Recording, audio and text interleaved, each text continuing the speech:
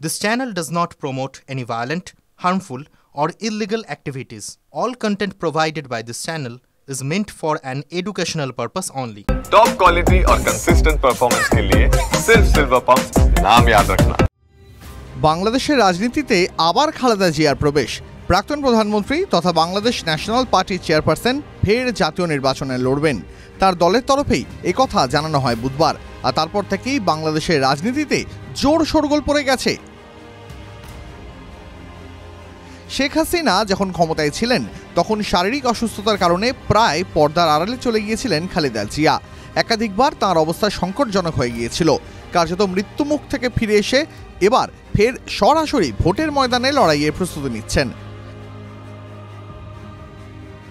The daily স্টারের প্রতিবেদন অনুযায়ী বিএনপির ভাইস চেয়ারম্যান আব্দুল আওয়াল মিন্টো জানিয়েছেন যে দলের প্রধান ভালো আছেন এবং তিনি আসন্ন জাতীয় নির্বাচনে লড়বেন।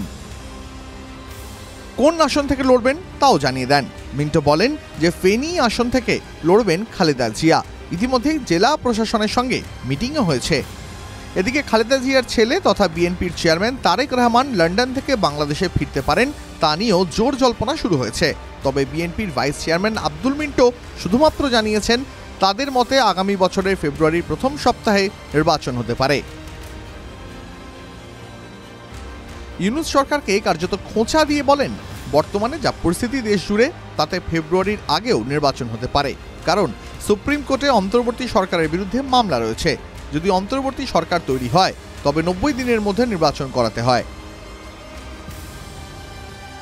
এ প্রসঙ্গে বলে রাখা ভালো, গত বছরের অগস্ট মাসে গদিচ্যুত হন শেখ হাসিনা।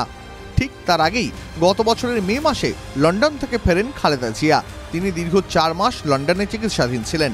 লিভার ক্রিরোসিস, কিডনির সমস্যা, হার্টের সমস্যা এবং আর্থারাইটিস রয়েছে খালেদা জিয়ার।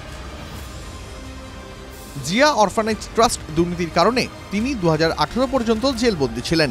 তবে করোনার সময়কালে হাসিনা সরকার তাকে সাময়িক মুক্তি দেয় জেল থেকে। তারপর 2020-তে শর্ত সাপেক্ষে তাঁর সাজা মকুব করা হয়। গত বছর হাসিনা সরকার পতনের পরেই প্রেসিডেন্ট মোহাম্মদ শাহাবুদ্দিন চুপ্পু তাঁর মুক্তির নির্দেশ দেন। চলতি বছরের মার্চ মাসে সুপ্রিম কোর্টের নিম্ন আদালতও রায় বহাল রাখে এবং দুর্নীতি মামলা থেকে তাকে মুক্তি দেয়।